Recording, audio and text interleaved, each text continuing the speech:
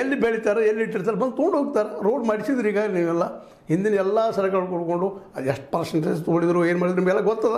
ಅದ್ರ ಬಗ್ಗೆ ಸಾಕಷ್ಟು ಚರ್ಚೆ ಆಗಿದಾವೆ. ನೀವು ಬಿ ಜೆ ಪಿ 40% ಅಂದ್ರಿ, ಈಗ ಅವ್ರು 60% ಅಂತ ಇದ್ದಾರೆ. ಏನೂ ಆಗಿಲ್ಲ, ರೋಡ್ಗಳಂತ ಆಗಿದ್ದಾವೆ.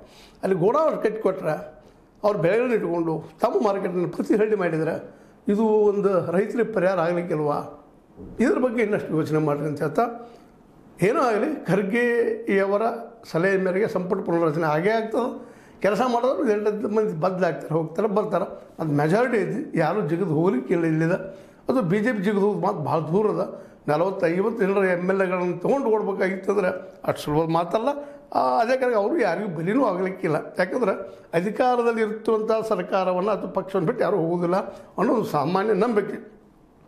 ಅಪವಾದ ಇರ್ಬೋದು ಎಲ್ಲೋ ಒಂದು, ಭಾಳ ಕಡಿಮೆ ಅಂತ ಹೇಳ್ತಾ, ಈಗ CM ಕುರ್ಚಿ ಗಟ್ಟಿ ಮಾಡಿಕೊಂಡ ಸಿದ್ದರಾಮಯ್ಯ ಮುಂದಿರುವಂಥ ರೈತರ ಸವಾಲು ಸಾಲ್ವ್ ಮಾಡಲಿಕ್ಕೆ ಸಾಧ್ಯನಾ? ಅದೇ ಕಾಲಕ್ಕೆ ಕಪ್ಪು ಕಾನೂನು ನಿಮ್ಗೆ ಗೊತ್ತು, 3 ಮಾಡಿದಂಥ ಕಾಲೆ ಕಾನೂನುಗಳನ್ನು ಅವಳು ಪೂರ್ತಿ ರೂಟೌಟ್ ಮಾಡಿ ತೆಗೆದು ಹಾಕಬಾರ್ದು. ಯಾಕೆ ಮತ್ತು ಬೆಂಬಲ ಬೆಲೆ ಅಂತ ನೀವು ಕಾನೂನು ಯಾಕೆ ಮಾಡಬಾರ್ದು?